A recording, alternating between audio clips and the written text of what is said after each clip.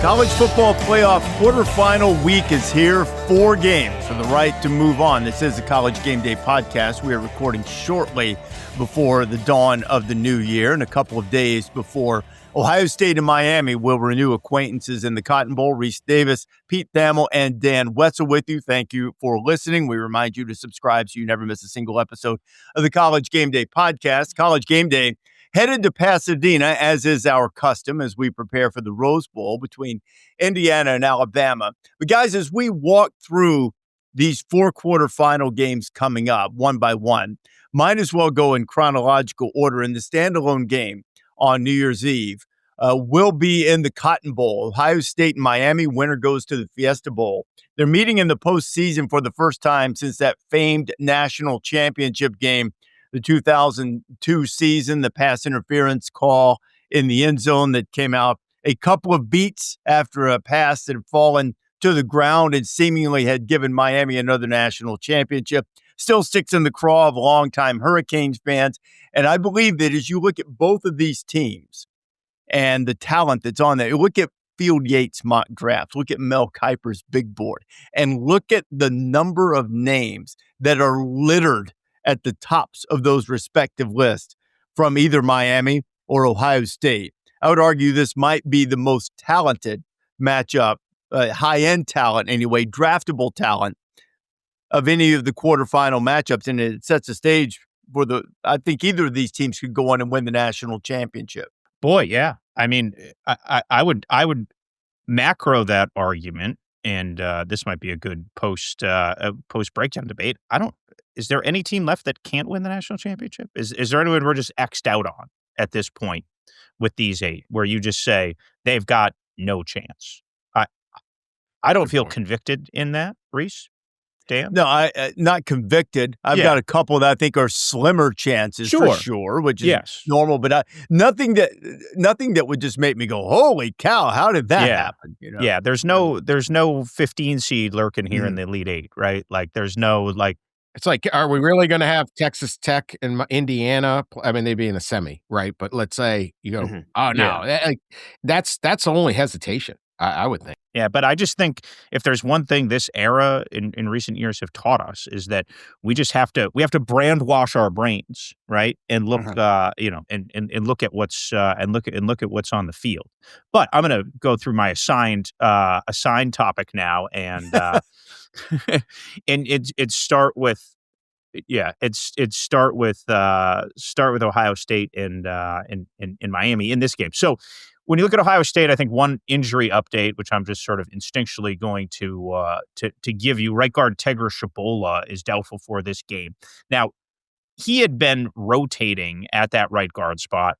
He did not play particularly well in the Big Ten title game. Again, I'm not going to say it's not a loss because Tegra Shabola started 25, 27 games for Ohio State, but that is a body that's in flux at a place where when Ohio State has shown vulnerability in recent years, and it's been very few times, it has been the offensive line that has been the fulcrum of that vulnerability. So I think that's an important update to give there. It's going to be some Gabe Van Sickle is going to play some stats, and he has, and there's someone else who's going to rotate in there that I'll add later. So but look, the Buckeyes and the Hurricanes, the defensive lines, I think, is probably where, when you start talking about places that, these programs are loaded, that you start. Caden McDonald has probably been the best kind of nose in the country this year. Ruben Bain has probably been the best edge in the country this year.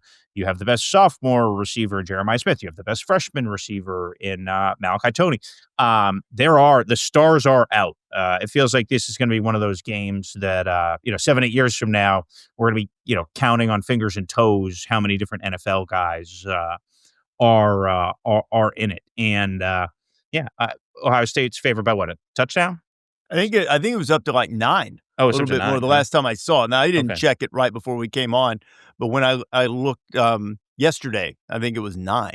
Yeah, so it is. I think the concern is you wonder how Miami can score enough points against a great defense, and they had trouble on offense. So they ran the ball well against Texas A&M, which was the Aggies' vulnerability, which was the sort of the dirty little secret for Texas A&M's defense, and the 22% third down defense and the elite play in the back end at time is that they missed tackles in the run game, and you could run on them.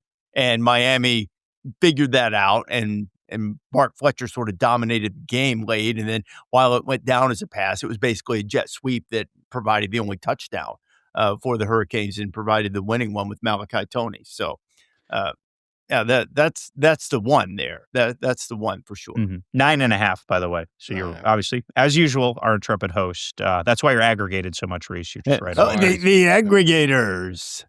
You deserve a breakfast. What do you think, Dan? Burrito of life. That's what you need.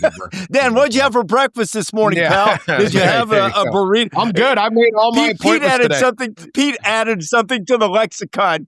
Pete, I don't want to steal this from you. No. Give us the new breakfast food to avoid. The potential breakfast item for the guest picker who will not be named would be the burrito of ill repute. So I just hope when we go to the Rose Bowl, Rece, and I get a nice local burrito with some avocado in it, it is not a breakfast burrito of ill repute. It is one of good repute. I would not want to miss any of my standing assignments and commitments while in California because of a bad breakfast. So, let me hasten to point out this. Maybe sometimes you do run across a bad burrito. We all understand this. Gas station burritos, Dan. Yeah, I know you like a good gas station meal. I like gas station food. Yeah. I'll tell you what's ill repute is this. I don't think that's the right term, but whatever. Ill intentions is they arrive with is that Miami defensive line. I think this is the game. Mm-hmm. I think Akeem Mesidor, Ruben Bain Jr., Ahmad Moten. This crew can change the game. They did it against Texas A&M. Unbelievable talent. If you love defensive line play, this is a crew to watch. Not that we'll get to Ohio State's defense. I'm not worried about Ohio State's defense. I think Miami's gonna have a hard time scoring. But if you're gonna beat Ohio State, you gotta limit them. And in the two games they played this year against really talented teams, and this is just the nature of that schedule. They scored 14 against Texas, and they scored 10 against Indiana. And so how potent is this offense when you're facing that level of elite talent? And that, to me, is the question. Can Miami rise up and give a defensive performance the way the Longhorns did in the season opener? And that's a long time ago. And, you're breaking in Julian Sayin and all that, but that's all we have. Or what Indiana did in the Big Ten championship game. Because if they can keep this score down, then I'm less concerned about the Indiana offense. Can Indiana score 13 points or 14 points to win a game? Yeah, they can do that. If this is a shootout, no. I thought it was very telling that when Ohio State had the chance to pick where they wanted to play this game, other than it being in Columbus, Ohio, they chose the Dome in Arlington, where they get total control. It's on turf. You got no weather, even with the prospect that they would be playing Texas A&M potentially in the state of Texas. And Ohio State didn't hesitate and said, we'll take that rather than going and playing, say, Texas A&M if Texas A&M had won that game in Miami, Florida, because it might rain, there might be wind or whatever.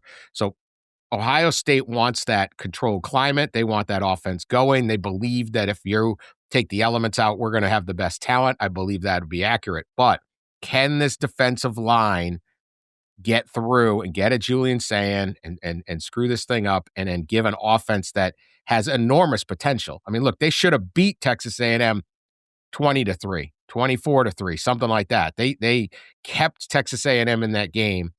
That to me is the game. This is it. What does Ruben Bain Jr., what does Mesidor do? If you're hearing their name all night early, it's going to be a really good game.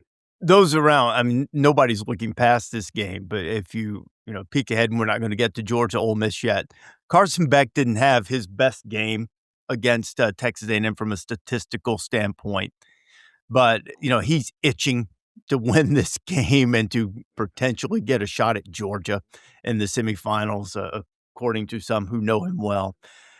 but it's to me, as much as that's a big deal, Bain, Mesidor, Mohamed Toure, by the way, who was involved in a figurativeness on the football field. I mean, I don't want to alarm anyone.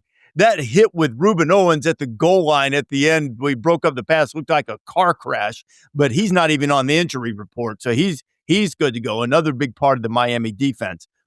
But Beck's going to have to be more productive. I know the wind was swirling and all of that. He's going to have to. You're not going to be able to get away with the numbers that they had in this game. And I don't think they're going to line up and run on Ohio State the way they did late in the game against Texas A&M. So they'll need a little more from their quarterback. I think Miami can win the game. I favor Ohio State in it. But I think if they're going to, the things you mentioned, Dan, plus they're going to have some explosive plays and some more productivity from Carson Beck. Is that fair, Pete? Yes. Here's like an interesting macro question. And I two macro thoughts here. One is, at this point, Carson Beck has started, 50-something games, Rece? I'm sure Marissa has fed you that number at some point. I haven't seen the exact same. I know it's got to be second playoff start, but yeah, he started probably. 50, he started, 13 this year, I guess, now, and probably, 20-something for Georgia. So, yeah, he's pushing that number. Yeah. Do we fully trust him in a big game? Like, for the amount of big SEC games he played in, amount of big games he played in this season, he managed the game well enough at Texas A&M. And honestly, that's the kind of game that you win by not losing, right? That was like an NFL, like, wild card playoff game in the snow kind of deal where you just have to, like, manage and then take your shots and capitalize and win it. And I credit Shannon Dawson for the play call that kind of cashed in and broke the ice there. So I think that's really still pretty foundationally intriguing about Carson Beck at this point. Like, do we really think he can go as a 9.5-point underdog and slay a giant against a defense that, even for all it's accomplished, I don't know if like it's the historic nature of it has really been appreciated. So they gave up 13 to Indiana in a loss. They gave up 16 to Illinois in a basically a 3-touchdown road win. And, they're number one in the country in total defense. They are number one in passing yards allowed. They're number 5 in rush defense. They're number 1 in scoring defense. Like, they are historically elite. And it's just what Matt Patricia has done there has been daunting in how he has corralled the Arvell Reeses and of the world. And obviously they have elite corner play. They are really, really good top to bottom, and they're just sound. Like, that's just not a defense that busts. So do we trust Carson Beck to break through that? And my other question is, do you think it makes a difference with Ryan Day calling the plays? Brian Hartline off to USF has been distracted. We've seen this playoff storyline, intermittently for 20 years, going back to Dan Mullen leaving for Mississippi State when Florida was on the cusp of the playoff in 2008, I believe. So it's just, that's an interesting way to handle it, where Day says, hey, I'm going to take it over and push through. Pete, let me ask you this. First of all, I think Carson Beck's really talented. He's won a lot of games. Sure. Fully trust him on this stage? No, not yet. Yeah, sure. I wish the best for him, but let's see it. That's all. Let's see it on this stage against this defense. They win this game. He has a productive game. I'm not saying he has to throw for 3 bills and 4 touchdowns, but have a big time game. Complete some passes in the middle of the field. Find the right guy. If you have to move your feet, still be accurate. Do that. Absolutely. We'll trust him to maybe lead them to the national championship. Just need to see it. But the other thing you mentioned with Brian Hartline's going to become the head coach at USF. Yep. Ryan Day's calling the plays. You don't always see that. I understand the thought process. Is there strife there, or is this just something Ryan was uncomfortable with because by definition of what Brian Hartline is about to do, there are other things he has to attend to during this period? Is there strife there? Is there that led to this or no? I don't think there's strife. I think this is just like, this is the absolute most important thing for Ohio State football. And it's an acknowledgement. And really, like, we've seen it with Lane Kiffin at Alabama. Like, it's a hard thing to do to work two jobs and to prepare. Mhm. And so Ryan Day's sole linear focus is preparing for this game and this offense. And look, he's always had a hand in the offense. When Chip called it, he had a hand in it, especially during the playoff last year. So I'm not sure it's like some giant adjustment, but it is, it is different. It's going to be mechanically different, right? Like Artline was up in the box. Now he may still stay up in the box, and play calling is an interesting thing. And this is more a philosophical comment than anything there. But like people think, oh, he's the play caller. That he's the only one who calls play calling is a conversation, and it's an ongoing conversation. Now, one guy ultimately calls the plays, and they call him the play caller, but if you're on the opposition's 40 and it's 3rd and 6, the head coach says, "Hey, we're going to take two. We're going to take two here. So don't be afraid to call a run." Like the head coach guides the play calling as it goes, and then the play caller calls the plays within the menu of what is guide. So I don't think it's like a shock to the system, especially because most of the people there, be it the other assistants like Keenan Bailey and Billy Fester, they've been all around Ryan Day when he was the play caller. So I do think there's going to be an element that they can slip back in. But it is a significant enough change that it's notable going into this set of games. There's just going to be things that are mechanically different. Day stepped away from play calling prior to last season, in part because the job pulled him in so many directions.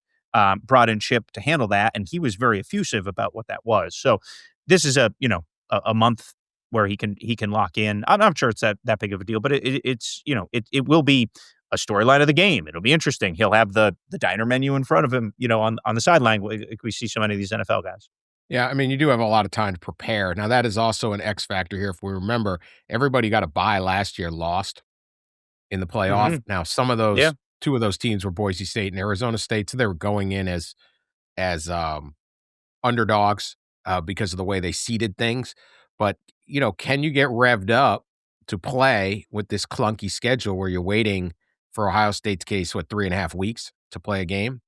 It's a bit, and maybe Miami's in a little bit more of a rhythm. I heard Dan Lanning talk about trying to stay in rhythm. This playoff is so messed up schedule-wise because of the reliance on the bowl games that there's no flow to it.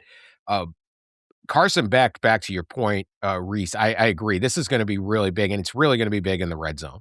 It's really going to be big, just getting points on the board. Ohio State only allowed 8 touchdowns from the red zone this year. They 66.7% rate or actually they also allowed 8 field goals. So the thing is, or 30% of the time they allowed a touchdown when you're in the red zone. That's a phenomenal number, obviously. Phenomenal. Yeah. More amazing, opponents got to the red zone 24 times the whole season. That's it. Only team better was Indiana at 22. Their red zone, they only allowed 6 touchdowns from the red zone.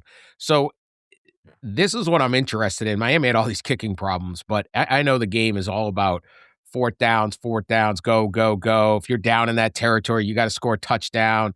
Do you have to score a touchdown against a high-powered Ohio State team? I would agree. You need a lot of points to beat Ohio State, but I don't know that you're going to win a game if it's a shootout. And so do you, I get analytics. There's a lot of improvements it's done, but I'm always like the analytics of football. Football is such a situational game. Whatever your analytics is, whatever you could do against Wake Forest doesn't mean what you're going to do against this defense in this part of the field. And so does Miami have to go into this game, go, hey, we got to kick some field goals. We have to get points on the board any which way we can, because if we're going to win this game, it's going to be 20-16 or something like that.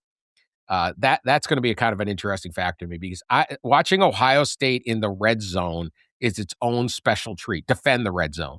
It's just been it's goal line stands. I've made this point early in the season. Two of my favorite UFC fighters were the Diaz brothers, Nick and Nate Diaz, and they used to get cut and start bleeding, and then they'd say, "Okay, now the fight's begun. I'm bleeding." Not instead of being, "Oh no, I'm bleeding." And I feel like Ohio State's defense, they just dominate. They got in there 24 times and they started just licking their chops and saying, all right, let's do this. Let's stop them right now. And for the most part, they did. So that whole part is going to be real interesting. The kicking better be better. Now, then there's not going to be any wind in AT&T Stadium, so that's a big help. But better believe in your kicker. That wind was legit, and one of the misses for Miami, as I was standing on the sideline, think it was maybe the 40-yarder. It was on line. It was headed, and it got caught. It was like sometimes, if you I don't know, if you throw up something really light in the air and a gust of wind comes and just blows it. It's what happened to the ball. The one kick was online. That'll be a big deal. I've got a red zone question, a red zone or high red zone question. As we know, both the NFL and college football are copycats. They see something and go, hey, that's a great idea. Two teams that I saw yesterday ran a hook and lateral in the red zone or high red zone. Bears did it late at the end of the game against the 49ers, got a first down. Jaguars did it yesterday, almost screwed up the game, but had hey, as a quick aside here, Travis, my man, just catch the lateral first, and you'll basically walk into the end zone. Anyway, it was a great play call by Liam Cohen. Buffalo did it too, yeah. Wow, 3? Yeah, who's going to be the first team in the college football playoff to do it? And all of them were on. I think the Jags might have been high red zone, maybe just outside, but they were in scoring territory. Bears were definitely in the red zone. Was the Bills play in the red zone also? It was fourth down though, and they threw a little curl like it's like fourth and 9, and they threw it like 7. You're like, what are we doing? And then it's like, oh, there it is, right? Now there's a lot of Ben Johnson, the Bears. He kind of brought it back, but yeah, it's having its glow up. It's having a glow up. Like it hadn't, there was like the Miami San Diego playoff game, then there was the Boise State one, and now all of a sudden it's like option right. We're just doing it like pitch right. So who's most likely to do it in the playoff? Who's the copycat? Which offensive coordinator NFL on Sunday? Yeah. I would say Shannon Dawson in Miami because they are not afraid to be creative. And they're going to have to figure out creative ways to get yards. They are he or Joey McGuire. I think those are the two that and it fits in like their tempo, the rhythm, like unexpected type stuff. So I would say Tech or Miami. I think it's Grubb. Oh, Grubb I think loves it's Grubb a good at trick Alabama. play. Yeah. He loves a good trick play. Yeah. Those plucky underdog Crimson Tide, man. You never know what they're going to pull out of their bag. And they're one thing, they're very creative in the red zone. And that'll be fascinating against Indiana defense that's great in the red zone. But let's talk about Joey McGuire. This is a game that I think the Tyler Shuck Bowl is a little bit underappreciated with Texas Tech and Oregon. I think the Ducks are 3-0 all time against them. Lanning said the other day, this game ought to be in Lubbock, which, by the way, he's right. How awesome would that be? Town. Oh. But you know what? When you think they'd be sleeping outside tonight. Think about the Oregon-Indiana game from the regular season and the difficulties that Indiana's defense posed for Dante Moore. I kind of like Texas Tech in this game, man. I love those two pass rushers, Rodriguez in the middle. I'm a little concerned. They've got to score touchdowns, not kick field goals in the red zone. But it's almost like there's a theme. You've got the Miami pass rushers up front. You've got Indiana who can pressure the quarterback, and then you've got these guys at Texas Tech and David Bailey and Romello Height, who might be the best of the bunch in terms of putting pressure on the quarterback. I mean, this game to start the triple header on New Year's Day in the Orange Bowl between Texas Tech and Oregon is probably flown under the radar because of the brand bias that you guys have talked about a little bit. But these two teams, this might be one of the more entertaining games, if not the most entertaining game of the day. I'm fired up for this game. This may be my the game I'm looking forward to watching the most, just because I think it's going to be close, and it could, I feel like there's the most variance there. Here's where I worry about Texas Tech. I feel like the interior of Oregon's defensive line is a difference maker, and they just haven't seen. Tech just hasn't seen a defensive line that has Amari Washington, the junior defensive tackle. He'll end up probably a top 15 pick in the draft coming up. Different dude. Bear Alexander, well-traveled, but he keeps getting second chances for a reason. They finally got to be good. Lanning got it out of him. Like, this He is the did. potential. Yeah, this He guy did. has been underperforming. Not this year, he isn't.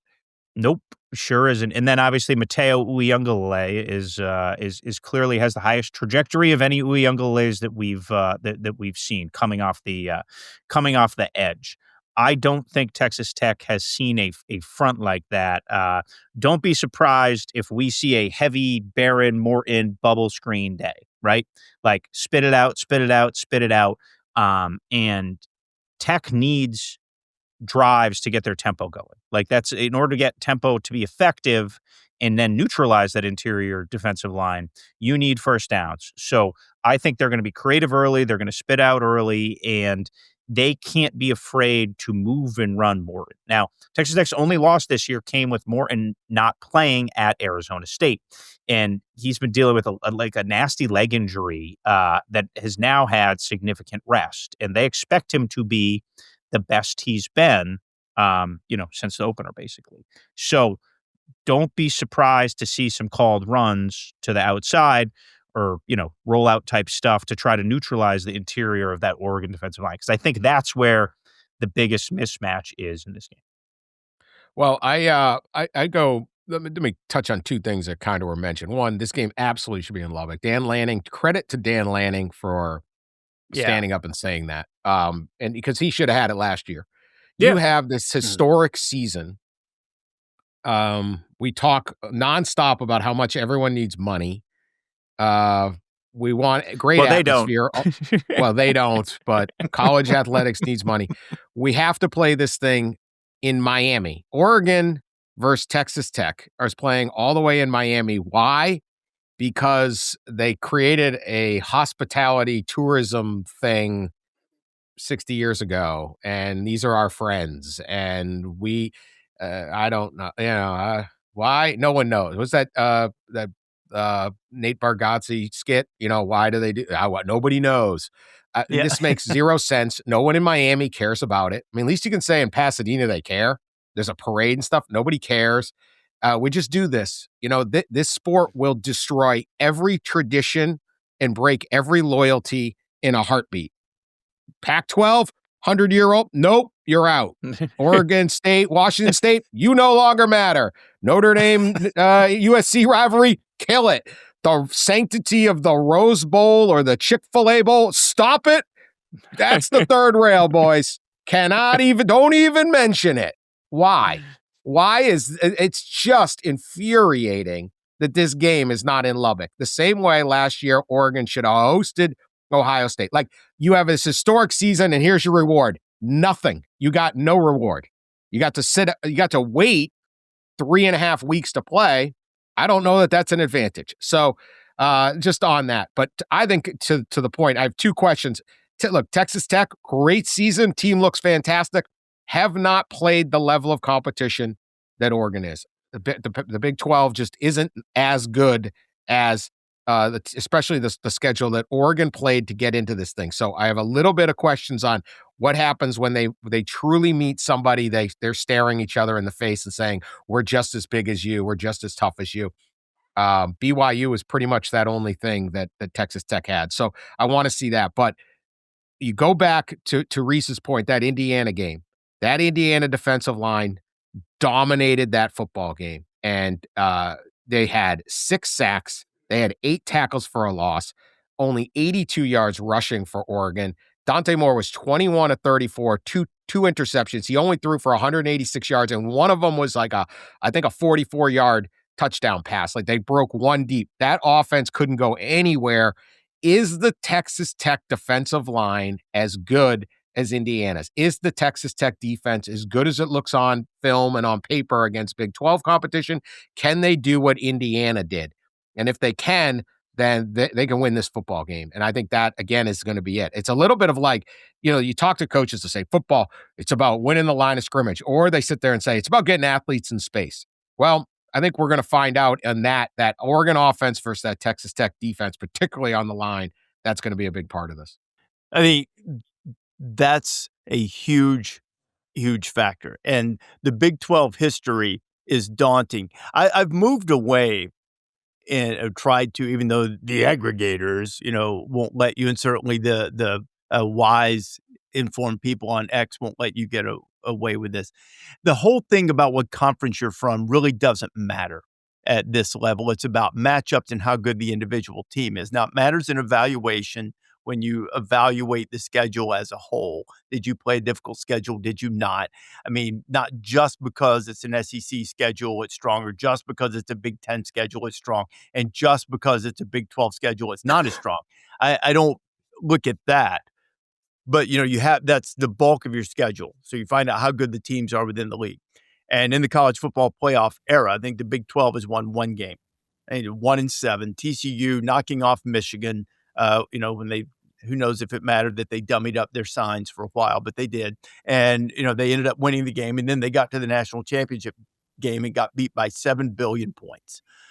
So I think this Texas Tech team is probably more equipped than that TCU team to make a run, win a couple of games, maybe make it to the national championship game. If Texas Tech can get past this game, I like their chances against Indiana or Alabama, to be honest. Maybe I'm too sweet on them. The one thing that really, really bothers me, and I know I've brought it up a lot, and it's good that the red zone trips are productive, but they've kicked more field goals in the red zone than anyone else. And you say, well, so what? It's not that they've kicked field goals. It's that their touchdown percentage is, I think, around 56% when they get there. And that's like barely in the top 100 in the country. Why that bothers me is because does it indicate that you can't match up physically in the confined space, which will not be a good thing, against Oregon, as you guys mentioned. So can they overcome that? I don't have any doubts about Texas Tech matching up physically with their defensive front and defense against Oregon's. But the other side, when they put together drives and then when the space gets confined, can they punch it in? Because I feel like against Oregon, that you're going to need to score touchdowns and not kick as many field goals. But you also can't get so touchdown happy that you're going to take points off the board or leave a productive drive with a 0. Better 3 than 0, but limiting the number of times that you are forced to kick a field goal I think will be really important in this game. They've got to pay off drives with touchdowns against Dante Moore in this offense. And the Indiana game, I think, can be instructive. I'm the one who brought it up. I think it's something to look at, but it's also worth saying that was a long time ago too.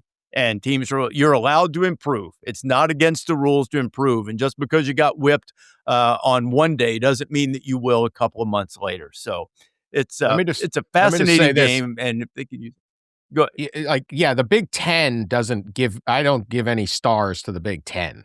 It's who you played. Yeah. Exactly. Texas A&M didn't play anybody in the SEC last, and it kind of showed, right? Yeah. But they did play Indiana. We learned something from it. It wasn't great, and they played Iowa, at Iowa, which I think is a very tough game. They only scored 18 points in that game. And so that's the other part that's a little instructive. They came back and did really well against USC, Washington. The late season run that Oregon had to get here, that's what I'm basing this instructive. I could care less what the little patch says on your thing, because these leagues it's not a league. It's an 18-team conglomeration. Like the AFC and the NFC have 16 teams. I mean, you don't sit there and go, "Oh, this is an NFC team. They play." It's meaningless, right? So some of the divisions are good, bad, whatever. But this team played a good schedule that I think. So that's my only. And Texas Tech has less of those games, has fewer of those games, and so that's my only thing. But I want to see if that defense is as good as Indiana's, and that's a tall order. We'll get to Indiana, obviously. Then I don't know. Oregon can be stopped. Iowa stopped them too. And so but if it's a track meet, that's going to be tough to beat Oregon, anybody. And that's why I think they've got to punch it in when they get close. Morton's going to have to be very efficient in the red zone. They've got good receivers, got a couple of good backs. Pete mentioned earlier spitting it out on screens. And who knows, maybe Joey McGuire is the guy who approves the old hook and lateral. You guys say hook and ladder or hook and lateral? I always say lateral because it's literally a lateral instead of like a ladder. I'm a ladder guy. I looked this up. Oh, really? It is either one works according to AI. Okay. These are things I do on source. Yeah. I don't know. But so it's clearly a hook, right? A hook route and a lateral. But Yep. then somewhere along the line, they started calling it the hook and ladder. Do you think the ladder's because it's like you can do more than one in like I think it's America's bad at pronouncing words like I am, and we just went. Where you're from, Dan, it's the hook and ladder. The hook and ladder. Can't say lateral. Wicked piss a hook and ladder. The word lateral does not work with a South Shore or Boston accent. It does not work. What do you guys call the little push pass to a running back or an H-back coming across that is pushed forward from the quarterback just a yard or two to a running back or a tight end coming in front of him? I'm purposely not saying it because I want to know what you call it. H-back goes in motion. You get the shotgun snap. The old Aaron Hernandez play from just Florida. Little flip forward. What do you guys Aaron call Hernandez that? Plays, that's okay? There's a lot of terms for Aaron Hernandez plays. Boy, the aggregators are going to have a field day with that. That's the first time I ever saw that play used to a tight end consistently. Yeah. What do you call it? What do you like to call it? Like a middle screen? Like, do you mean? No. I think there's a word you're looking for. I'm totally forgetting what it is. Now I'm rattled. Okay. I don't want to get the wrong. What do you call it, Rece? Some people call it a shovel pass. Yes. Shuttle or shovel. Shuttle or shovel. That's it. Shuffle pass. I'm a shovel guy. Shovel. Yeah. Shovel pass. You know what? And only people who grew up in Alabama in the time period that I did. You know what Bear Bryant called it? He called it the whoopee pass. Whoopee pass? A whoopee pass. Like they did that play back with Bear on the Sunday morning. Yeah. Wow. It was required viewing in the state of Alabama after you got home from church. I've forgotten exactly what time it started, but everybody had time to get home from church. And the Bear Bryant show would come on, followed by the Shug Jordan show. And because games weren't on TV, everybody in the state, I only exaggerate slightly, would sit down and get a chance to see the games for the first time. They'd run the coaches' films, and each coach would kind of go through the play. And Bear Bryant had his SID, Charlie Thornton, there beside him, and he'd talk about he saw. Let's say, Pete, you were a quarterback for me. Here comes Pete Thamel in from Worcester, Massachusetts. I saw Pete's mom and papa after the game yesterday. Here's Pete throwing a little whoopee pass in here to Willie Shelby. Picked up about 8 on that play. And he'd like, if they did a little forward shuffle pass, they would do that. Now, most of the time, they're running the wishbone and pitching it backwards, but every now and then. Is the greatest no longer done play, I believe it's been banned, was that just would... If someone really wants to go deep in the bag, although I think it's not allowed, is the fumble-rooski. Remember that thing? Fumble-rooski. They Tom would Osborne purposely lay the ball on the ground, and a big man, a lineman, would grab it and run. And some reason I think it's against the rules. Why? We have no rules in college football. Why would? Diego Pavi is going to be playing football. He's 41 years old, but we can't do the fumble-rooski. I don't know what happened to the. Let me hijack here for a second. I think Dean Steinkuhler scored a touchdown in that famous game against Miami, right? Producer Adrian's like, what is going on? This is not in the rundown. So let's do a 90-second hijack. What did we think of the Baylor taking the center who was drafted in the NBA this weekend? That got a lot of. That got a lot of. Take 90 seconds. Yeah. An emergency pod off the pod. Yeah, that was eye popping. He's out of the G League. I know. Go ahead, Rece. You guys seem to you're teed up. No. Go ahead. Reece's eyebrows popped. Yeah, go ahead, Dan. So look, this is not what we want. I mean, I'm pretty much a anti-guardrail thing, but when you're signing dudes out of the G League in the middle of the season, like what's going on? I did not think there's a lot of criticism. I don't think the criticism's fair to Baylor or the player. Like the speed limit changed. Okay. You may not like it, but it is legal. So this is what they do. Obviously we need to have some kind of setup where you can determine what your roster is or when you can sign players or things like that. Professional leagues have that. There are trade deadlines. There's free agent deadlines. We got to have something. here's who I blame. It's the NCAA, the conference commissioners, the ADs, all these guys. It's not just this bureaucrats up in Indianapolis.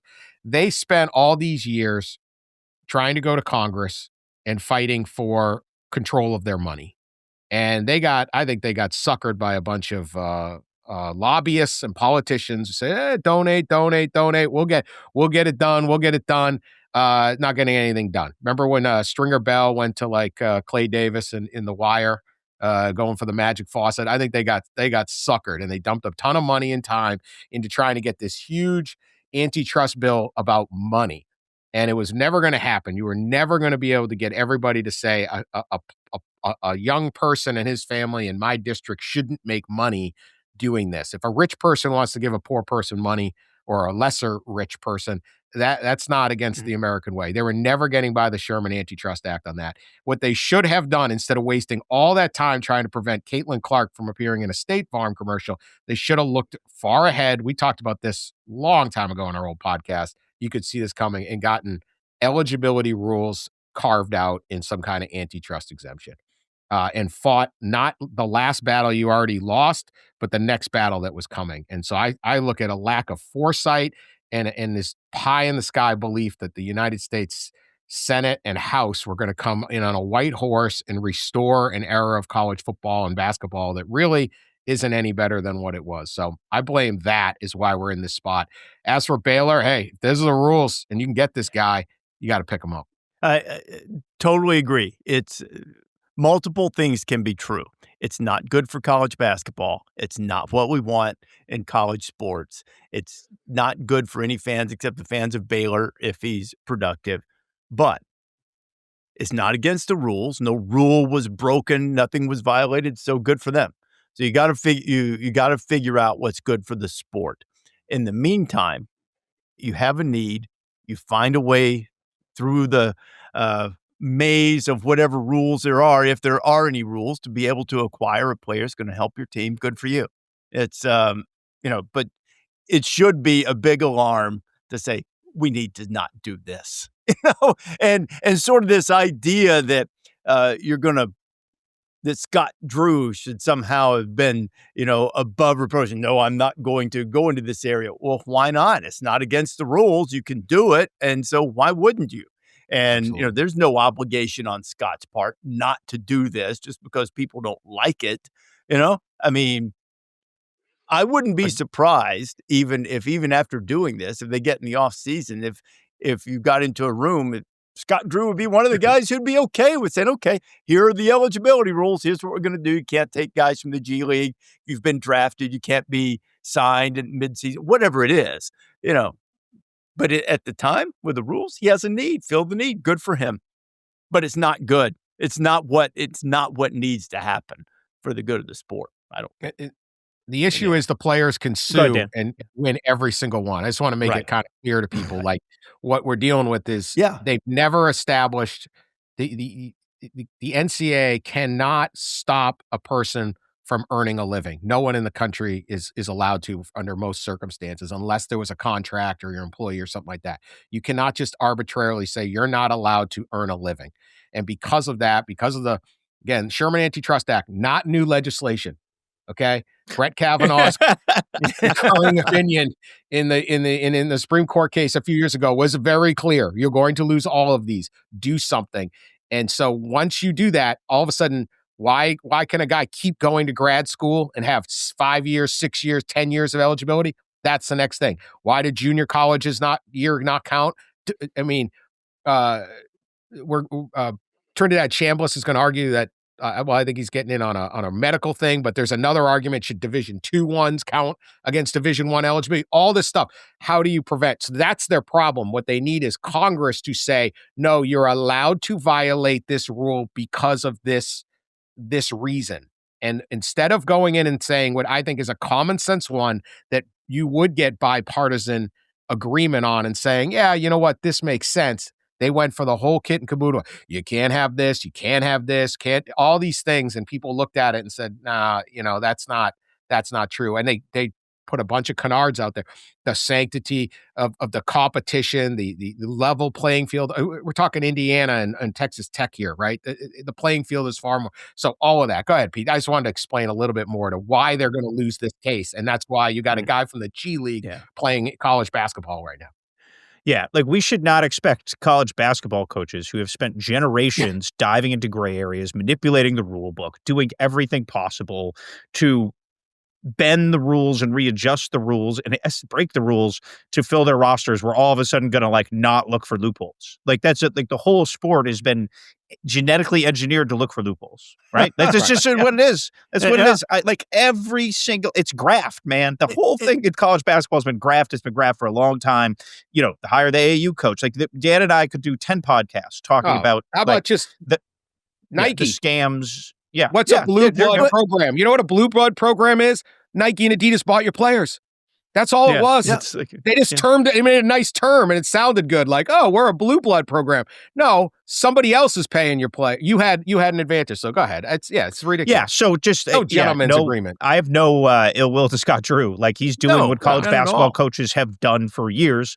And it is fascinating. This does feel like there has to be some rules, right? Like again, Dan is wildly anti-guardrail. I'm certainly not a pearl clutcher, but I've said here, we need some rules. That's all. NFL has rules, NBA has rules. It's $1 billion business. We just need some rules. And the rules shouldn't be like, let's try to do these crazy things and then adjust. The rules, as Dan mentioned earlier, should be done with foresight. Hey, how do we want our $1 billion industry to look like? And this. And the whole Congress thing was a lark. And 6 months in, people are like, it might pass the House, but there's no chance of passing. And it's like, well, what do we still like? Okay, well, then let's adjust, right? Like, let's adjust and try remember Pete, in the offseason when we started the when NIL got going, and all of the coaches, we talked about this on the pod one day. Every coach we talked to, not on the pod. You talk to him privately, talk to him. I said, we need some rules. Got to have some rules. I wish we had some rules. They'd just tell us what the rules are. We'd follow them. Enforcement is key. As soon as they gave them the rules, they all started looking for loopholes and gray areas. Why? Not because they're bad people. They're not. Not because they're inherent cheaters. They're not. They have to keep their job. And if I'm at school A and Pete's at school B, I may like Pete, think he's a fantastic coach. I don't trust him for 1 millisecond that he's not looking for the gray area. So I better do it or what? I'm going to get fired. So I really don't even have that much ill will or any toward the coaches looking for the gray areas because there is an inherent mistrust among them. And that's well earned, as you guys are pointing out over the years. And this idea that coaches in the offseason were saying, oh, if you tell us the rules, we will follow them. Oh, yeah. It reminds me of one of my favorite Christmas movies, Santa Claus 2, when they make the fake Santa to let Tim Allen go back and handle his son who's busy spraying graffiti within the school halls and winding up on the naughty list, which is bad. And so they have the fake Santa. And the fake Santa who's made of plastic, and it's really Tim Allen, who's brilliant. And he goes, the rules are important. I like the rules. And that's what the coaches were saying, yet the rules were really just being enforced for fake Santa's benefit. And that's what we wind up with here. Coaches' suggestions for the rules were all illegal. That's the problem. Coaches, we listen, coaches whine, complain. They're the worst at facing adversity. They throw up their hands, and they come up with the worst suggestions, other than whoever comes up with the ideas out of the Big Ten about how we should run college sports. They just have bad ideas. And so they sit there and say, well, we got to do this. And you're like, okay, read the Supreme Court ruling. You tell me how that's going to work against that guy. Brett Kavanaugh is the most powerful person in college athletics. And he's laid out his opinion quite clearly. Anybody can read it. I encourage it. It is quite clear. Get the heck out of here. You guys there's literally a line in there, something like, some reason the NCAA believes the NCAA rules are legal because the NCAA has previously done them. Like, that's not a justification for what's legal and not. So you got no chance. They got, Lord knows how much lobbyist money that college athletics. I mean, there are guys living in Vail right now off of what they were like, this is going to be great. Can you imagine these guys? K Street and Washington, they've seen every group come in. Oh my, look at these guys. Look at these rubes coming into town. Sure, we'll get that done for you. And then I'd hear, well, next year's an election year, so it's probably not going to happen next year. And I'm like, you guys understand what's going on here? Like, this is a 3-card Monty. You're getting killed. It's never happening. It's never, and it hasn't. Now they're standing around. They literally argued in front of the Supreme Court. They didn't use the name, but in theory, that college sports would lose its fandom if Caitlin Clark appeared in a State Farm commercial. That this would be this would be a terrible thing if some player came along and was so popular they could be in a commercial. That's what they argued. And notably, all 9 Supreme Court justices said, "What are you talking about? I watch the NFL every weekend, and there's Josh Allen and Patrick Mahomes, Travis Kelce." I mean, it's just it's such a bad. They had such a bad strategy. Great for billable hours and lobbyists. And look, the world's not going to end because this kid's playing at Baylor. And the other thing, there's this argument. Well, Scott Drew should have honored the kids on his team that now get a chance, that have been working hard. The backup, right? And there's some argument there, but forget it. What about all the kids on the team that want to win? And you can add a great player. Like that goes both ways. So Baylor did nothing wrong here, but we do not need mid-season. There shouldn't be any mid-season additions. That really should be it. Roster set October 15th. That's your roster. And whatever happens, happens. If ever, that's how it should be. It's a pretty simple rule that I think most people would agree on. So that was 90 seconds, right? That hijack was 90 seconds. 90 Maybe about 94. Dan got a little wordy. Sorry. But you know what? It does it does dovetail into the fact that one of the arguments used essentially at the beginning of this was this is going to benefit all of the big-time schools. The rich are going to get richer. Instead, we've talked about this a lot. The opposite has happened. We just finished talking about Texas Tech. We feel like Texas Tech at least has a decent shot to move into the national semifinals and maybe even farther. And prior to this year, the losingest program in the history of the sport, now second losingest, is number 1 team in the country. They're the only undefeated team left. They're playing in the Rose Bowl for the first time since they went out there to try to defend O.J. Simpson. And now instead of O.J. Simpson, they're dealing with Ty Simpson. And sorry, Ty, to make that comparison, I apologize. It's just a coincidence of the last name. But Alabama and Indiana in the Rose Bowl. And Indiana is a touchdown favorite in the game and is the more complete team and is the team that has been the more well-oiled machine over the course of the season, something that would have seemed unthinkable, before Curt Cignetti arrived in Bloomington. And here the Hoosiers are favorite to advance to the Peach Bowl. How do you break this game down in Pasadena in what might be a rainy Pasadena, Pete? Yeah, no sunset. No sunset. Terrible. Oh, no, Dan. What are you going to do? What are you going to do? People are already sending me thoughts and prayers. Remember the title game, the Georgia TCU title game at SoFi, Rece? Yes. What is it, 3 years ago now? Rained. Yeah. That was the last 22. Yeah, the last 22 season. 22 season. So 23. Yeah. What if we were like sitting around that day, waiting to go on the air, and I said to you, hey, in 3 seasons, 23, 24, 25, Indiana would play Alabama in the Rose Bowl, and Indiana would be a touchdown favorite. What would you have said to me? Like Nick Saban was on our air that day, so he's probably sitting across from us in the green room. What would you have gone and done a wellness check? Yes. It's just no question. Yeah. It's just mind bending that this is happening, and it's been so numbingly consistent, and There hasn't been a fireworks moment. I mean, there've been great moments, but there hasn't been that one storm the castle. They've just been really good. And then they were really good again and really good again. And not a hint of letdown really anywhere, right? Really good, really good, really good. So just all credit in the world to Indiana. It is truly one of the great moments in all the years that I've done this, that they are on this stage as a favorite. And they are just ruthless efficiency monsters. My injury update here is that Omar Cooper, the star receiver, the season's famed toe tapper from the Penn State game, is expected to be ready to go. He'll get listed. This is Monday. We're taping this. He'll get listed on the injury report, maybe as probable or something tonight. But it is reasonable from the talk out of Indiana that he's going to be back and he's going to be the Omar Cooper leading receiver that we've remembered. And look, Alabama has more talent, pound for pound, but so is everybody that has played. So I am excited to watch this game. It is literally a clash of eras, right? Alabama was the last era of college football, the stacked roster, brand dominant, monolith that Nick built and Kalen is trying to push forward. And Indiana, along with Texas Tech, are the faces of new money. Let's be aggressive, hire the right coach, find the right portal moves, spend, invest, spend, invest, and let's supercharge our ability to compete. Fascinating stakes, fascinating backdrop. One of the most just storyline compelling games in my career. Yeah, this was actually perfect example of all of that, right? I mean, like you said, and Alabama's one thing, and is the other. Best to worst, and now it's flipped. And it's about the old era was about how much you had invested in your program 50 years ago. It was about facilities. It was about the size of your coaching staff you could spend on all those things.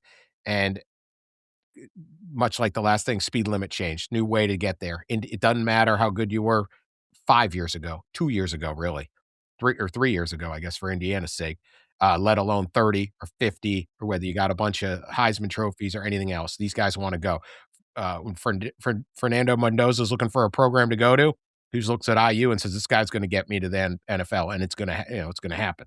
And so he's not sitting there saying, "Boy, I wonder how it was in the 1978 Bluebonnet Bowl. How'd that go?" So this is an incredible moment for college football. As for Indiana, again, the dominance of this season, I'm not even sure. There were so many games. They didn't play enough games that people wanted to watch. It was just this Big Ten schedule. I felt like Ohio State and Indiana were these two super compelling teams to watch this year, but there was very little reasons to watch them because most of the games weren't there. This team's margin, they outscored their opponents by 404 points. They have a 31-point game margin of victory. They won all the games. Now, there's a 73 zip on Indiana State in here, and so that kind of can skew it. But this is complete dominance on the defensive end and on the offensive end. They went into Illinois and housed them. What was it, 35 zip at the half? Like, Illinois is not a bad team. They ran up points on decent clubs. They also, how many times have we mentioned how good their defensive line play is against Ohio State and Oregon and things like that? This is a truly complete team. If it wasn't named Indiana, if this was Georgia, if this was Alabama, if this was even Ohio State, we'd be sitting there going, yeah, this team just might be too tough. There's still that little bit of brand hesitation, I think, among fans, but all power to Indiana. They should win this football game. They're the better football team than Alabama. Whether they do or not, we'll see. But there's nothing that you go into this game and look and go, well, there's the weakness, or they can't do this, or maybe they haven't played anybody, or what is it? Dominant both sides of the ball. Unbelievable job by Kirk Cignetti. Does it bother you at all that I think the passer rating has been fine, but in terms of touchdowns to interception ratio, it's been pretty modest for Mendoza against the better defenses that he's played this year? I think against Ohio State, Iowa, and Oregon, it's 4-3. I think over the last several games, it's like 6 touchdowns, 5 interceptions. Alabama's done a really good job limiting big plays, but that almost plays into Indiana's hand. It's not like Indiana's always scoring a bunch of 80-yard touchdowns. He's a surgeon back there. Do you worry about his effectiveness against the Alabama defense, particularly an Alabama defense that now has shown signs of being able to pressure the quarterback, something they couldn't do early in the season, but they've done a much better job of, most notably against John Mateer and a couple of the games later on. But Oklahoma might be an aberration because they had all kinds of problems protecting the passer to begin with. Well, absolutely. I mean, how he performs, and look, Alabama. What swung the game for Alabama against Oklahoma? Turnovers, right? Block punt or failed punt. I don't even know if it was blocked. The guy didn't punt. Ill-reputed punt. It was an ill-reputed. That guy might have the same burrito that Johnny did. Yeah, that was a punt of ill repute. Yeah. And the pick 6, right? Alabama makes those plays. Sure, it's a totally different game. They have to take. I mean, look, this is still Alabama. This is still Kalen DeBoer in big games. There's still a lot of great things that can happen here for the Tide. This is not some. It's not going to be some just walkthrough for Indiana, and I don't think they think that. So yeah, Mendoza's got to do really well controlling the ball. They've got to make opportunistic plays. They got to get, they kind of have a cadre of receivers that they can go to. They got to get a lot of different people involved to do that. But certainly he's going to have to play like the Heisman Trophy winner. If he's the Heisman Trophy winner, he is. He needs to show it in this game and these games going forward, because it's a tough go for Indiana if they put together these 2 seasons back to back and they don't win a playoff game, right? Like they kind of need to win a playoff game for just the whole bit. As dominant as this season has been, as glorious as these 2 years have been, that's still the question. Can you win a playoff game? And as the number 1 seed against an Alabama team that has its flaws, they should be able to do that. How about the 2-year run to get to the playoff for the elevation of Indiana's program in the 2 stages? I mean, I know they lost to Notre Dame last year, but your 2 playoff games so far, Notre Dame and Alabama, that doesn't, if the 2 biggest games in Indiana history, although 2 of the 3 maybe, and that Ohio State game for the Big Ten championship, given their, a lack of championships and hadn't won one outright in 80 years. That Ohio State game was a huge thing. I know we say sometimes that conference championship games have lost some of their sizzle for a program like Indiana. I almost count that. I agree with you, Dan. It would be a difficult thing for them to not win a playoff game. But I think the Ohio State win in the Big Ten championship game mitigates some of that, because that was a gargantuan win on a big stage, one that you wondered the same things that some of the people have wondered about with Indiana. Then, well, wait a minute. This is Ohio State. This is a big game. It's a championship game. They're giving away a trophy at the end of it, and it's Ohio State. You still hear some of that brand bias with Alabama. I don't think it's going to mean a thing, because Cignetti's not wired that way. And if a coach then permeates his essence and the team is a reflection of who the guy is, it won't matter at all. It won't matter at all to Indiana. And Indiana is the more polished team. They're the better team. They're favored for a reason. They should win the game. But I'm giving Bama a puncher's chance. We've rolled for a little bit. Let's hit the last one. Sugar Bowl after the Rose Bowl, rematch of Georgia and Ole Miss with Lane Kiffin. I don't know if you guys are aware of this, but in the regular season, Lane Kiffin was the head coach at Ole Miss. He's not there anymore. What happened? It's now Pete Golding. It's a long story. We'll catch you up another time. A guy quit in the middle of a playoff run? What? Right before. It was amazing. And when we last saw him, he's co-opting temporarily or leasing shopping baskets from supermarkets in the greater Baton Rouge area. I think Baton Rouge. I don't know where it was, but he took it back. So that's good. But at any rate, I like he was upset at you have to pay for the bag, which I find to be an incredibly annoying, very annoying trend. I'm with you on that one, Lane. I'm with Lane on that too. That is so stupid. I hate that thing. I mean, bags you want. Lane, buddy, in his deal with LSU has to pay him for every playoff bonus he would have earned with an Ole Miss victory. Like, Lane, you're swimming in money. If anyone can afford the 10 cents for the dumb bag, buy the bag. I hate the bag thing. Hate it. Governor Landry's going to waive the bag fees. I just loved it. He comes back. He was holding. If you didn't see this thing, he comes back home from shopping. That alone is great. Love Lane out. Lane, we need some more guacamole. Go. Right. Lane. He seems like a guy who'd be completely lost in the aisles. What are we doing? Where are we going? I am right. Your wife sends you with the most obscure thing. What is this? Oh, no.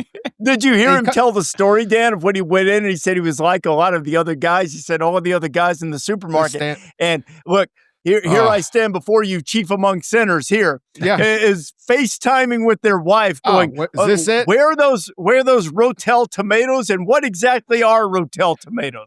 Where do I find those? I just take pictures. Take pictures. Is this right? Is this right? It was war. It was war in there without the cell phone. I stand with Lane Kiffin on the bag policy. I do too. I'm with you, but ridiculous. If anybody could afford the 10 cent for the bag, like, Lane, it's you. But I get it. It's on principle. On principle, he wouldn't do it. There's nothing worse than failing the grocery store trip. right? When you come you gotta back go with the back. wrong thing. Oh, the There's nothing more disappointment. defeating than that. Yeah. That's like, you know, or you forgot, it's like a or you turnover forgot on the most goal obvious line. one. You're just like, oh. Or you forgot the main thing. You were Oh, sent to yeah. the store for Yeah. bread, and you come back with all of these other items. Maybe you Yeah. even threw in a couple just for I a always throw in a surprise. couple. Yeah. And then you come back and it's like, where's the bread? Yeah. Oh, well. Right. But I got the back to the jasmine store. rice. Like, it's Yeah. different, right? I got the right. No, you totally screwed up. And then they put the liquor aisle at the end for me, and that's when it's like I get distracted, and then it all goes awry. It all goes awry. You got to go twice. Got to go a lot. Always. Better. Yeah. Always. Lane, we're with you on it. We're with you on it. Maybe I now forget it. Don't ever pay, Lane. Don't ever pay. It's gonna be like Jameis Winston going in and out of. I was glad. It was funny too Jameis that Winston was the right way. Just go in, get out of here. Well, Jameis Winston, who, by the way, new Jameis, not old Jameis back then, is an endearing guy who I think some point in he's the the not too best. distant So future is going to funny. be a television star. I think he's gonna be an actor at some He's point the whenever best. he He's decides hysterical. to stop playing. Either Georgia or Ole Miss will stop playing after the Sugar Bowl. Ole Miss had them on the ropes in Athens. I think Georgia's a much improved team right now. Their defensive backs have improved a lot. Who do you like? We're going to pick in a minute, but what do you think? What's the key in this game? I feel like even though Ole Miss had them on the ropes, I sort of feel like Georgia's got a huge edge in this game for some reason. I feel like Georgia's peaking. So to me, Rece, this is the litmus test of rhythm, right? More than any other game. Mm-hmm. Ole Miss found it quick, peak, like a lot of variables, a lot of pressure in that playoff game. I know it's Tulane, but like they had to show they could be a, quickly functioning unit, and they didn't flinch in that game. There's never a moment in that game you're like, maybe. Nope. I mean, Tulane moved the ball a little bit. And, so to me, Ole Miss's advantage here is rhythm, and they need to strike. This is not a game to feel around. They need to go strike and get Georgia playing catch up where they're not comfortable. Obviously, the number that looms over this game is heading into the fourth quarter. Ole Miss led Georgia 35-26 in the last matchup. Look, the Ole Miss defense has been the question mark when they hit a high cotton opponent. And that's going to remain the question mark as a high cotton opponent. So that's why they need to capitalize on their rhythm, get Trinidad Chambliss putting the Georgia defense on roller skates, and go capture this game. If this is a low-scoring slugfest, Georgia is going to figure out a way to win. Ole Miss needs to go, charge away, make Georgia uncomfortable, turn Gunnar Stockton into, more of a gunslinger than he is, right? Like make him feel like he has to do the impossible, and that's where you can maybe go and hide some of those defensive deficiencies. Yeah, I mean, Ole Miss led this game in the fourth quarter. Like this is a great game, and if they, to all your points, the offense, what can Ole Miss do? Last month of Georgia football, they allowed 10 points from Texas. They play Charlotte, they allowed 3, 9 points from Georgia Tech, 7 points from Alabama. The defense has found its footing and then some. That's a great defensive run. And if they are playing at that level, I think that's a different defense maybe than what Ole Miss saw early in the season. Mm-hmm. The 5 straight touchdowns was one of the all-time aberrations that have ever happened against a Kirby Smart team. How does this play out right here? But yeah, Ole Miss has got to put points on the board early, get it going, get that rhythm, and make that Georgia defense start doubting itself. Because I think when they get confidence and all of that, then they're going to win this game. They would win this game. But it's going to be a good one. Going to be a good one. Georgia, too, we made such a big deal, and it was a big deal, should have been a big deal in the SEC championship game that their center, Drew Bobo, was out. Kirby indicated that it's likely, and Pete, you may have an update on this, but Kirby indicated a few days ago, it looks as if he'll be able to go. Colby Young, wide receiver who's missed a lot of time, also appears to be healthier now. You never know until they walk out there for sure, but Georgia appears to be healthier as a result of the time that they've had off since the SEC championship game. They've improved a ton. I think the whole thing of the 5 straight touchdowns against them will be a bit of a rallying cry for the Georgia defense. Ole Miss better. I agree with you 100%. Ole Miss better make them doubt quickly, because if they don't, I could see the Dogs sort of suffocating this game. But at least for Pete Golding, He made it to this point. If they go past it, it's gravy. Can you imagine if Pete Golding does the Steve Fisher, and Steve Fisher had to go 6-0, but let's say Pete goes 4-0 and wins the national championship for Ole Miss. Incredible. What a story that would be in a year of crazy stories. Let me say one thing real quick about this playoff, just real quick. There's everyone is banging on the playoff when the bracket came out. Notre Dame's not in it. We wish there was. 2 group of 5 teams. Nobody really wanted that. All of that's fine. The reason you have a 12-team playoff is to make sure your 8-team playoff works. I've heard this from the NFL once, and this is why they have so many wild. You might have a couple teams that don't belong, but you make sure that when it gets there, the teams do. Now, Notre Dame fan, you got your argument. I hear you, but look at this quarterfinal and look at these 4 games over New Year's Eve and New Year's Day. Absolute bangers, every single one of them. This is the best 4 games in the history of college football. This playoff right here is the best we've ever had. It wasn't better when you were a little kid and you were watching on 2 different TVs. It wasn't better when whatever. We have 4 incredible football games. No, all of them are competitive. Any one of these teams can win and advance, and then we get another thing. This playoff is an absolute victory for this sport, no matter all the complaining you heard 2 weeks ago. You don't have to fix it. This is what you got. There's some tinkering. Yeah, love to have Notre Dame get their shot. There was a wild tiebreaker, but look at what we have right here. It's never been better. The concept that the playoff masks a multitude of ills for the sport is absolutely true.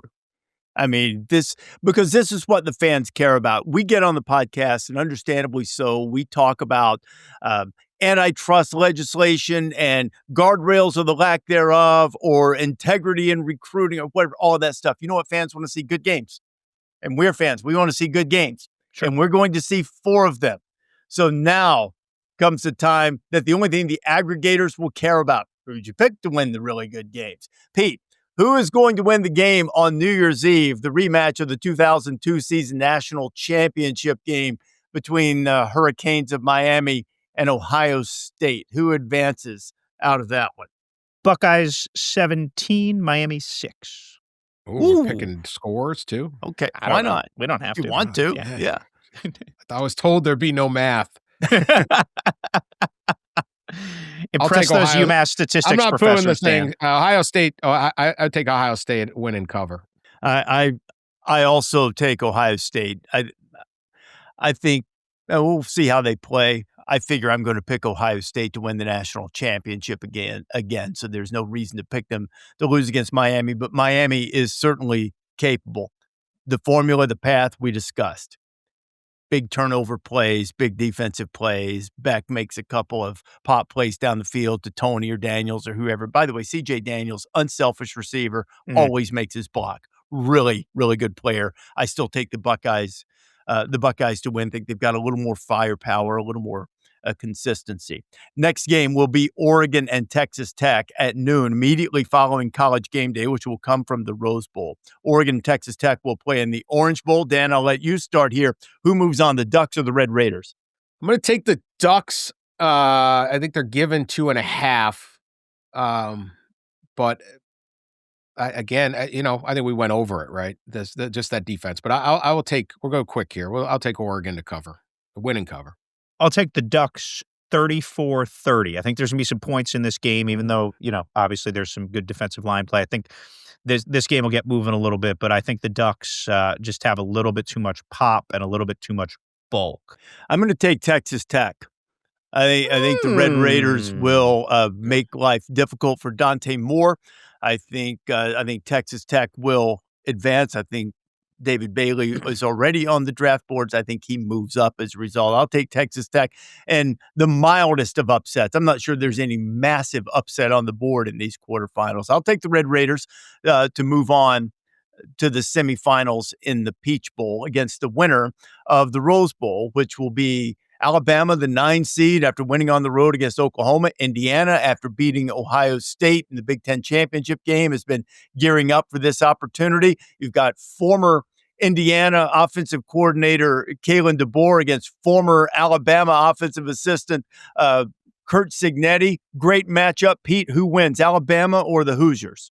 I'm going to take the historic juggernaut Indiana in this game. I do think it'll be a close game. I do think Alabama will cover, but I think we see the Hoosiers have their Rose Bowl moment 20-17, and that Sig magic rolls on. Indiana has scored 3 points ever in the Rose Bowl. Just a fun fact. They only made one. Alabama probably has been in more Rose Bowls, I think, pretty sure. I'm going to take Indiana to win this game, but I agree with Pete. I think Alabama covers. It's going to be really close.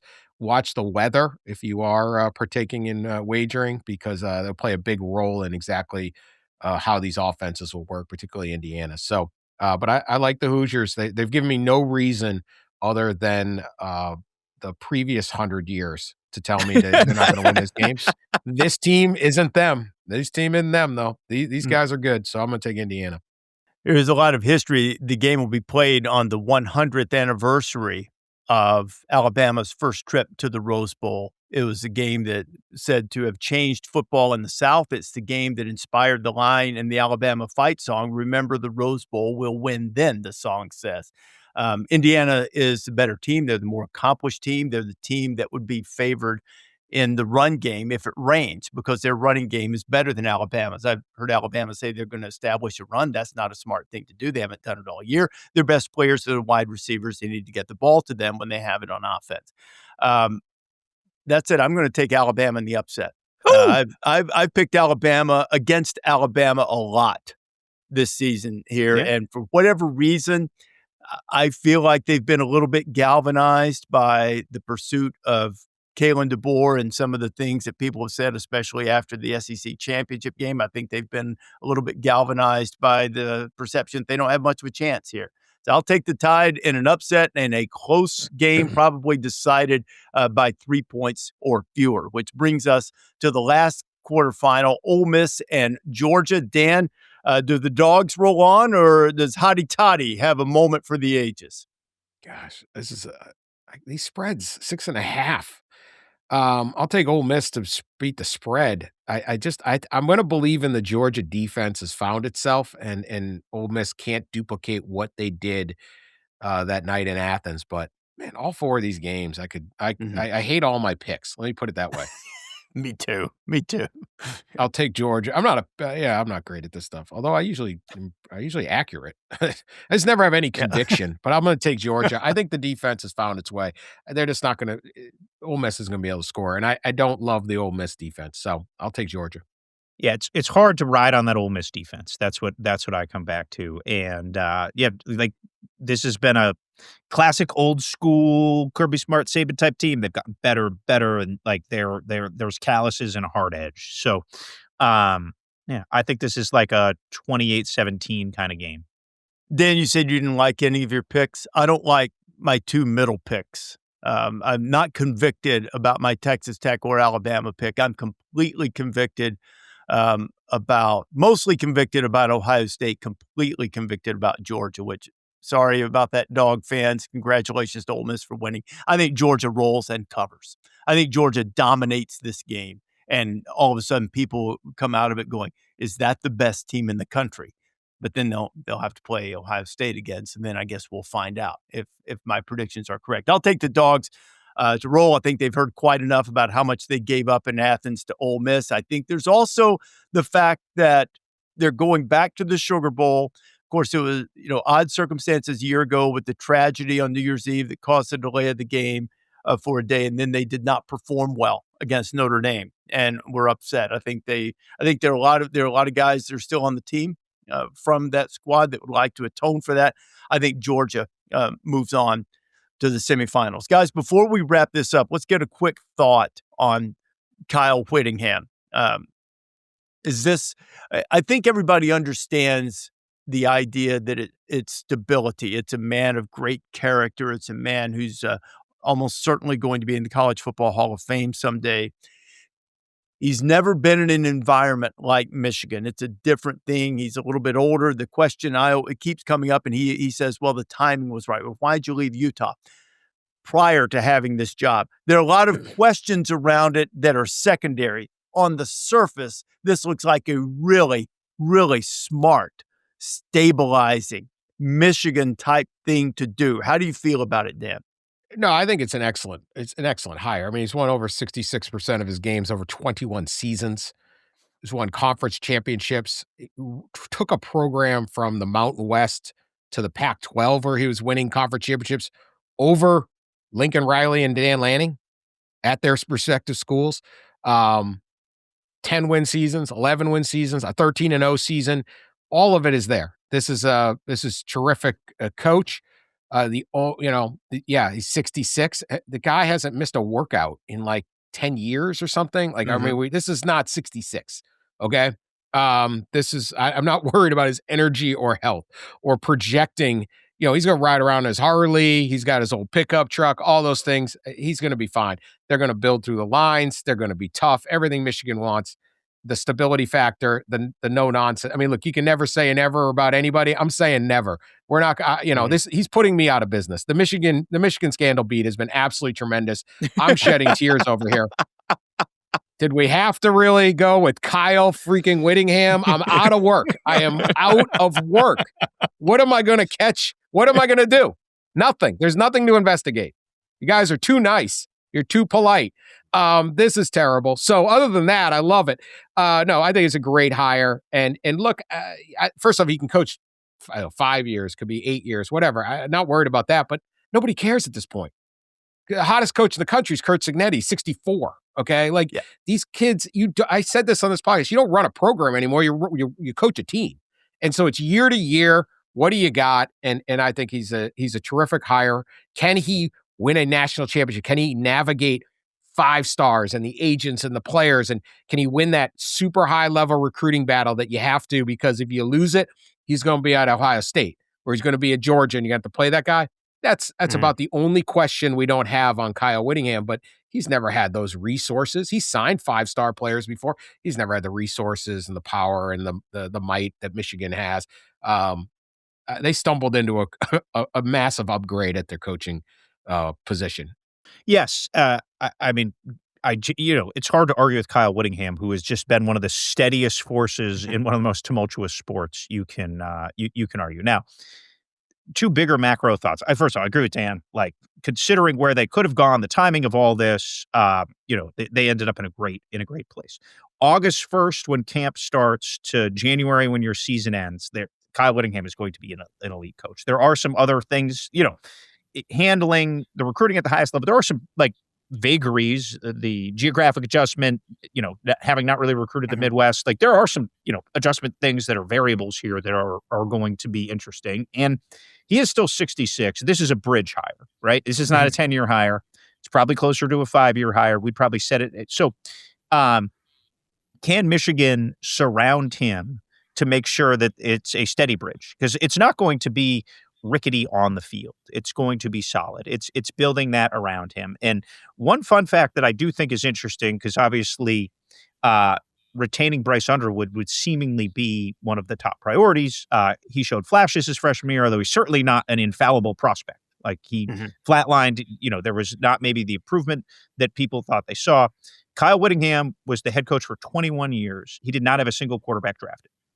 So again, we talk about, do you need to surround him with great offensive coordinator? Do you need to surround him with higher end talent? Yes. So like, there are Michigan is quarterback U, right? So I just think like there are, this is an A hire. There's no doubt about that, but there are variables and factors that, are going to be interesting to see how Kyle Whittingham navigates it. Yeah. Utah's last drafted quarterback is our colleague, Alex Smith.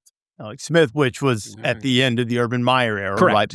right before Kyle took over. I think it's a great hire, particularly for where Michigan is.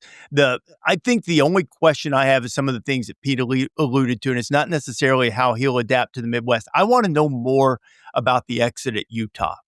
Look, they just won 10 games. It's not as if he lost his fire. It's not as if they necessarily totally pushed him out. Was it direction? He keeps saying timing. Maybe I think, Utah did some things within the athletic department recently that, you wonder if that coincides with the way he thought things ought to go. And I'm speculating completely here. But even if he felt like, my time has come and gone, at Utah. It's time to do something different. It's time to take a step back. It's amazing for a guy that is as good a football coach as he is and as good a leader as he is. What can happen when you get the proverbial fresh set of downs, the new challenge, the new stimulus to be able to push the buttons again? And as far as it being a 5-year hire, aren't they all? Yeah. I mean, all of them now. The idea, if you're trying to go in and hire somebody for 10, 15 years, you should take that as a bonus. That's not the primary objective. The primary objective in this day and age is get something right for the next 5 years. And I think Michigan's done that. And if it goes, he's as Dan has rightly pointed out, he's a young 66. And if he coaches to 76, all the better.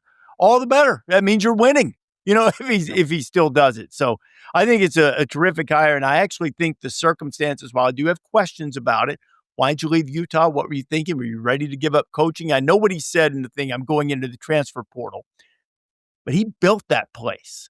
I know Urban had a great run and set a great foundation there, but Kyle Whittingham is Utah football, even as a BYU alumnus. Why? What led to that? It almost doesn't matter if the other part of what I said is true. If the new challenge, the new stimulus, the new environment, the Michigan brand, provides a jolt of energy that, is maybe precisely what he needs at this point in his life, they're going to kill it. And one thing, they'll be disciplined. And what was it? What the stat that I saw the first game, like he beat Harbaugh in Harbaugh's first game at Michigan. Mm-hmm. And I forget, and there was another Michigan coach, I think, that he beat in the first game. I don't know if it was Hoke or if it was someone else, but just a little trivial nugget that I'll have on lockdown by the time Michigan opens its season next year and Kyle Whittingham makes his debut. But at Michigan and Penn State both winding up with the coaches that they wound up with after the way the coaching change and the subsequent searches went is serendipitous. Word for the day, maybe an unexpected turn of good fortune for both of them because they both wound up with terrific coaches, although the process to getting there was not exactly the smoothest or most pristine along the way. Guys, this has been fun. I know our producer, Adrian's going, will you guys shut up already? We're like at 90 minutes, but we appreciate your patience listening through and getting the podcast. We look forward to what the aggregators will pull out this time. Probably the worst pick of the bunch in the quarterfinals, whichever one that will be. Thanks for listening. Download this wherever you prefer to get your podcast or subscribe and never miss a single episode. We'll see you from beautiful Pasadena where the sun sets, Dan. Probably sometime in the fourth quarter. Behind the clouds. Behind the clouds, baby. It's terrible.